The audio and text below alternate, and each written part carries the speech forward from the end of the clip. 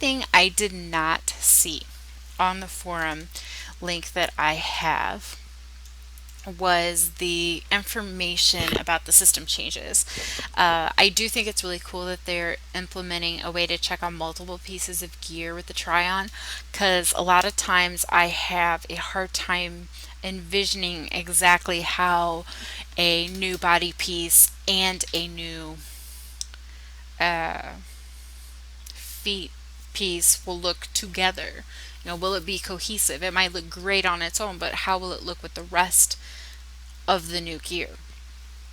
Uh, they do have a try on option already where you can see how a new item would look with your current gear, the rest of it, but they haven't had a way to try on multiple pieces of gear at the same time. So I think that's really cool that they're going to implement that. And the multi-slot items being able to be glamored sounds really funny, but there are a couple of tanking items that cover both the head and the chest, or the feet and the legs, and you're unable to glamour over them because they're considered,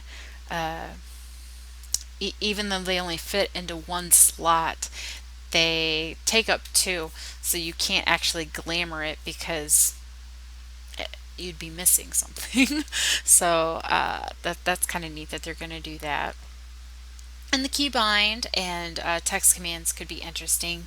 I currently use a click and drag uh, process for the jobs. I put the job sets in a side hotbar, vertical hotbar off to the side, and click on that whenever I want to change gear. So it's not too much of an issue, but that can make it a lot easier, a lot less cluttery for some people.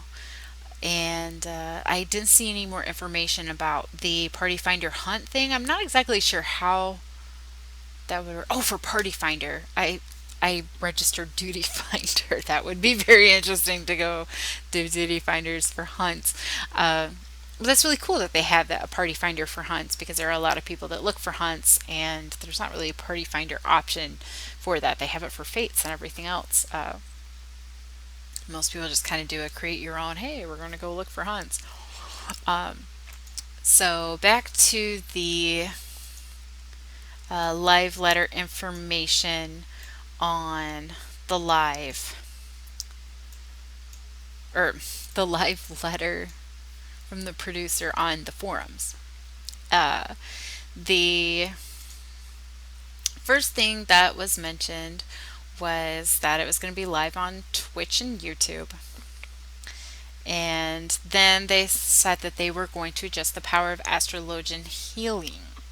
Additionally, they're going to make adjustments to the duration of party supporting actions, so you'll be able to feel the power boost more clearly. Please look forward to it. Which is Yoshi's phrase catcher there. He's always saying that. But I think that'll be neat. Right now, astrologians are seen so much as a support that they are often looked down upon in raids and stuff, which I haven't got to experience that hatred yet. But I'm hearing that there's a lot of issues with astrologians and higher level things. They can't compare to the scholars and the white mages right now, because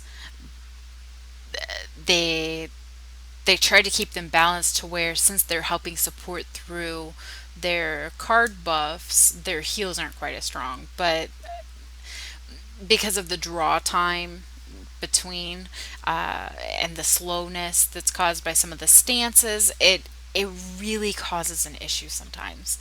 And sometimes the party supporting actions, as they said, it you hardly feel them. I mean, I do minimally, but considering how much healing that they are taking a hit from, you don't really feel the power boost the way you should, I guess.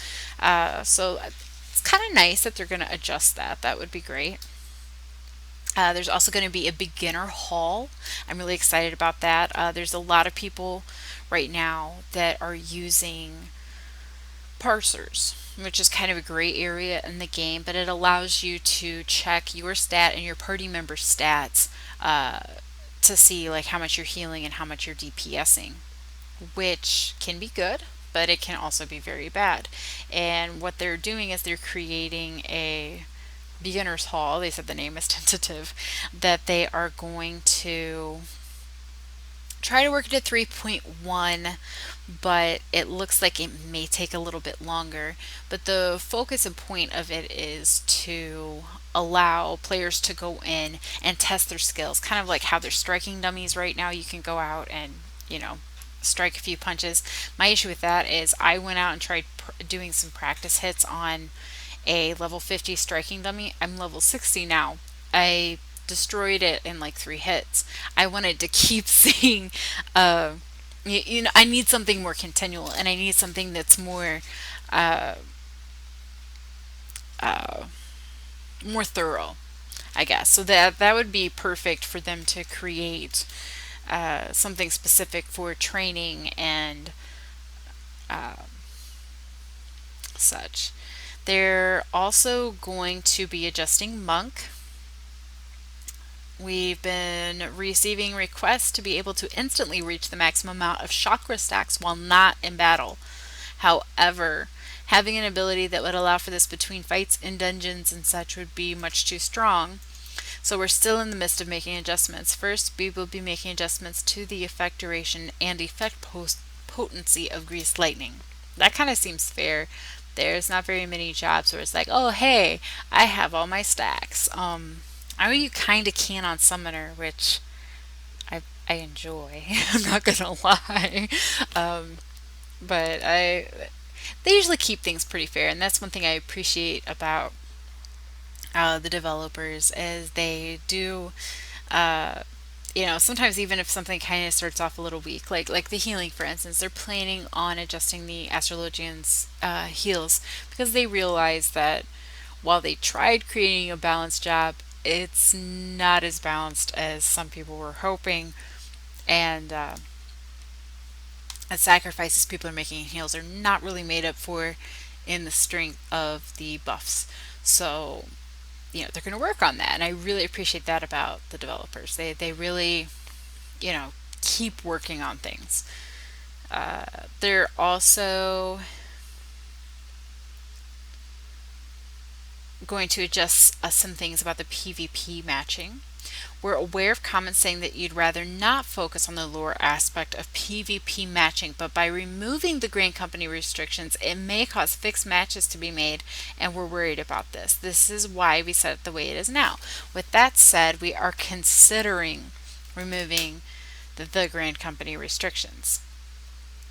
Right now, if we go into PvP, you know, you have the Twin Adders, the Maelstrom, and uh,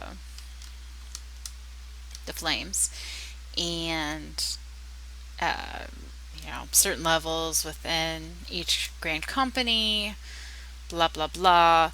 I don't really PvP that much, but sometimes the queues are awful. Oftentimes they are quite awful.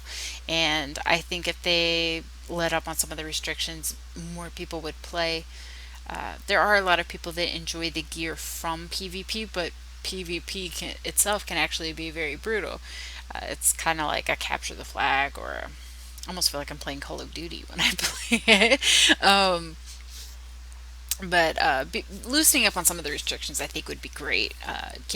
Get more people involved and interested.